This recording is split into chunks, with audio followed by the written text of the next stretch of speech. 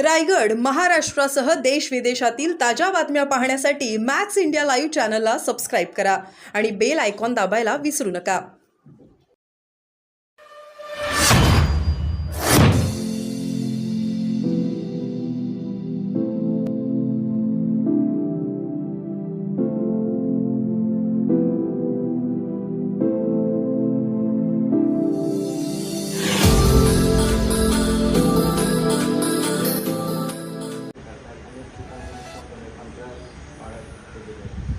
मला वाटतं नाना खूप लवकर जागे झाले.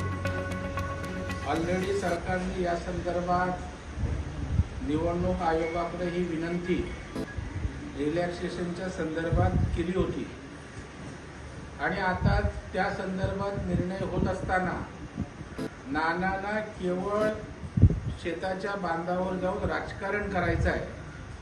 त्यांची जर खरोखर मनोमन इच्छा असती तर सरकारशी समन्वय साधून यातला मार्ग काढण्याचा प्रयत्न व्हायला हवा होता. कारण आतापर्यंत महाराष्ट्रात जेव्हा जेव्हा आपत्ती आली, संकट आलं, दुष्काळ आलं, त्यावेळेला सत्ताधारी आणि विरोधी पक्षांनी एकत्रितपणे त्या आपत्तीला सामोरं जाऊन उपाययोजना केलेल्या आहेत.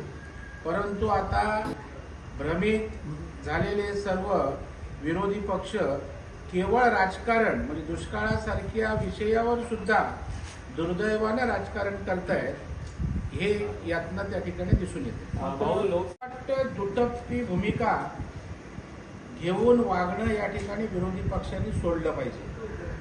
मराठा समाजासाठी देवेंद्र फडणवीस साहेबांनी, शिंदे साहेबांनी किंवा सरकारनं ज्या ज्या गोष्टी प्रामाणिकपणे केलेल्या आहेत त्या गोष्टी त्या समाजासमोर नीटपणे मांडण्यासाठी जर खर्च झाला असेल तर त्याच्यात कोणतं पाप केलंय?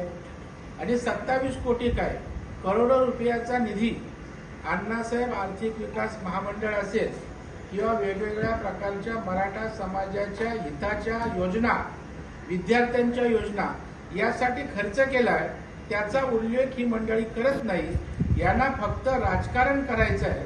समाजामध्ये वातावरण कसं गढूळ होईल हा त्यांचा अजेंडा आहे आणि त्याकरताच या ठिकाणी या खर्चाचा त्या ठिकाणी उल्लेख करत पुन्हा एकदा राजकारण करण्याचा केविलवाना आणि दुर्दैवी प्रयत्न आहे.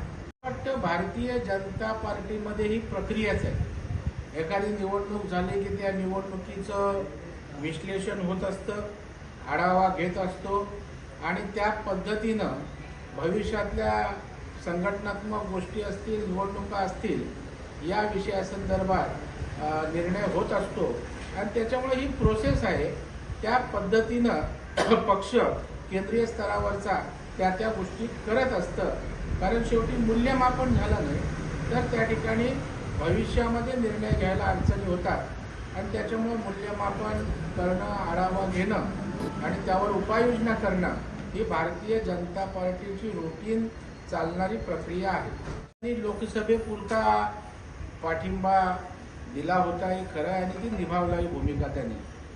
आता त्या ठिकाणी महायुती म्हणून एकत्रितपणे आम्ही सामोरं जाणार असू तर निश्चितच त्या ठिकाणी चर्चा होईल आणि समन्वयातनं एक उमेदवार राहील. तथापि अनेकदा महायुतीत असून सुद्धा मैत्रीपूर्ण लढती झालेल्या आहेत.